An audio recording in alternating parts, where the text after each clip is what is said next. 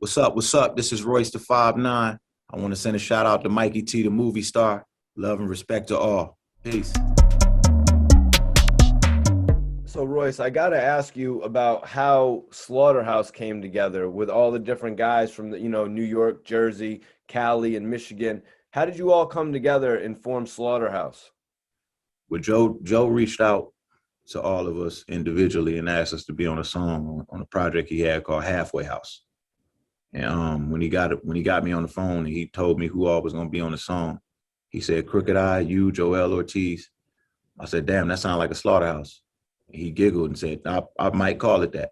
And that's what he called it. You know what I'm saying? So the song was called Slaughterhouse. And when he put it out and he seen the reaction from the song, but when we seen the reaction from the song, we were just like, damn, the reaction was different. It was different from what we were used to seeing individually. So we just decided to just keep working with each other. And then, that turned into us feeling like, well, damn, maybe we should be a group. You know what I mean? So we just noticed that people liked just to see us interact. You know what I mean? Like it wasn't even just rapping on the same beats. It was like Joe would pull his camera out and like just upload videos of us just sitting with each other talking, and people would just be excited. We just didn't understand why, so we just kept doing it. You know what I'm saying? We just went with it because it felt right, and that's pretty much how it went. So the first Slaughterhouse album was actually on E1. The second was on Shady Interscope. Why the change in labels? How did that all work out? Well, we after we did the album on E1, it was really nowhere else to go but to a major.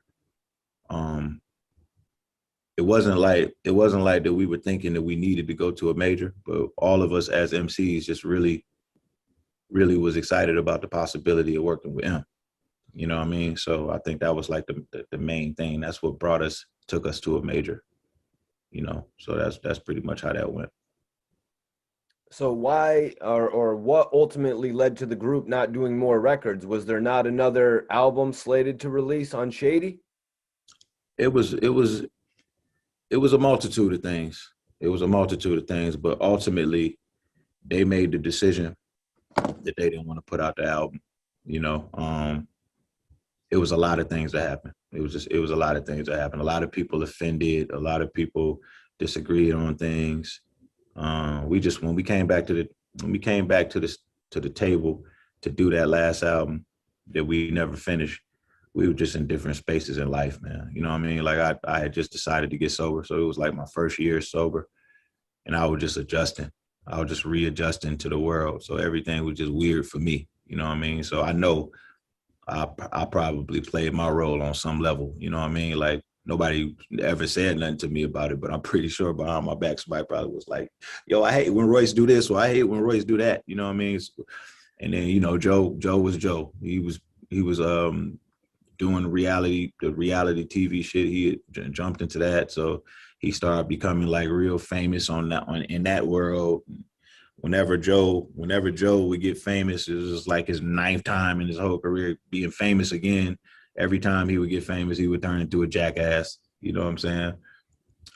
Crook, who used to be my drinking buddy, me and him used to get lit up together all the time. Nah, I wasn't there to get lit up with him, so he was getting lit up by himself. So he was just looking like the drunk one. He was just looking way drunker. Joel, I don't know what the fuck happened with Joel. Joel just decided to start working out, so he got real skinny. He wasn't getting drunk with nobody. Then he fell out with one of the managers. It was just a bunch of bullshit, bro. So this is just a thought I had. Like, is there a chance of a new member being added, like in place of a Joe Budden if he didn't want to participate, or is all the music already done? Yeah, no, that'd never happen. That'd never happen. We wouldn't even consider that. But yeah, no, the music is not done. But Joe's good. He didn't lead a group or anything. He just pivoted into the content space, and that's just what he does now. He's really, really good at it. You know what I'm saying? He hasn't rapped in a long time. We had some conversations about him coming to Detroit, fucking around in my studio. He still loves it. You know what I'm saying? Just on some MC shit. But Hey man, it's been like 4 years. That's a tough jump, man. Like for him to just go that long without rapping and then jump right back in with us. Like Crooked I is not a nigga that you want to rap with when you ain't been rapping for 5 years. You know what I'm saying? So if he could figure out a way to just kind of like, brush up on the skills a little bit, just tighten things up, you know what I mean? I think we would be able to do something, you know what I mean? But I'm always open to it. I just, I'm not ever down to do it unless everybody is in 100%, you know what I mean? That's what's up. That's what's up, Royce. And from what you said earlier about, Joe Budden pulling out the camera and filming you guys all together, it seemed like he was generating interest in the community or even to the labels about all four of you guys coming together. Also another thought, if somebody were to be putting, just to get back into it, a verse here and there with three other people would probably be a better way to get back into it. Yeah, it's not even like it's not like a situation where we are at some sort of like spot where we're perplexed or anything. Like we know exactly where everybody stands, which is actually a good place to be in. It's just I understand where Joe is at creatively, like what he's doing, and in order for him to be able to scale what he's doing, as far as a media personality and a media mogul and building his new platform, the Joe Budden Network and all of that, it requires a lot of his time. He's never really been a multitasker like that, and quite honestly, when he was rapping, he's really lazy. He's a really lazy rapper. You know what I'm saying? So like, I just like Joe will probably call me one day just out of the blue and just be like, yo, man, let's do some songs. Let's do a mixtape or something like that. Maybe he may get the bug or something like that. You know what I mean?